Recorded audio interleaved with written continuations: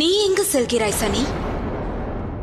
மிகவும் உற்சாகமாக நடக்கும் இவ்விழாவில் நான் கண்ணீர் விடவும் இல்லை, எந்த நாடகமும் இல்லை, மனதிற்கு இதமாக இல்லை. நிச்சயமாக சனியை பழி வாங்குவது மட்டும்.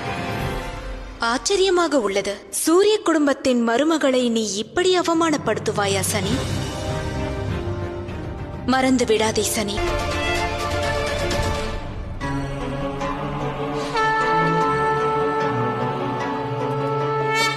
மகாதேவா என்பதை மறவாதே சனி.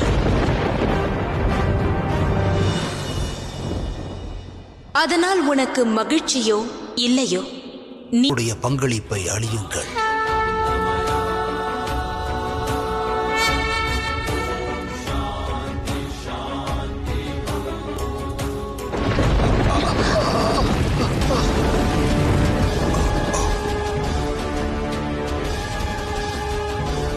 இது அபசகுணமாகும்.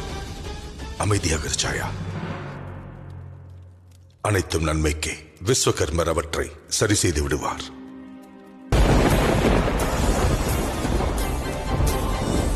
இந்த தீய சகுனம் எதையோ உணர்த்துகிறது தந்தையே.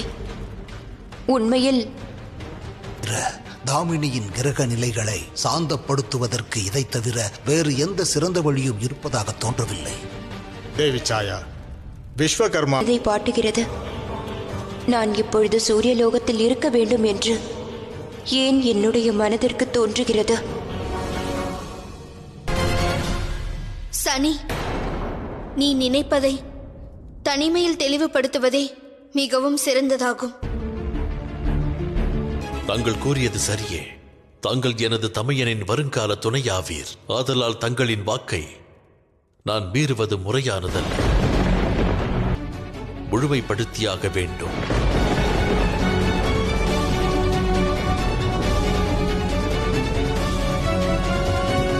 தண்டித்தாய்.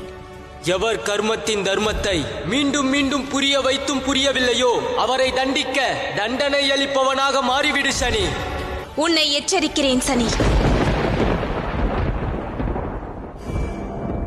மறந்து விடாதே சனி. இப்பொழுது நீ குற்றம் சாட்டுபவர் எனது நிச்சயம் இதில் ஏதோ மறைந்துள்ளது. ஒருவர் புரியும் ஒவ்வொரு நோக்கத்தின் பின்பும் நிச்சயம். நான் எனது வாதத்தை நிரூபிப்பதற்காகத்தான் இதை செய்கிறேன். கர்ம பலனை பற்றி விளக்குவதற்கு முன்பு நீயும் கர்மத்தின் பலனை சற்று புரிந்து கொள்ள முயற்சி கொள் தாமினி. இவ்விழா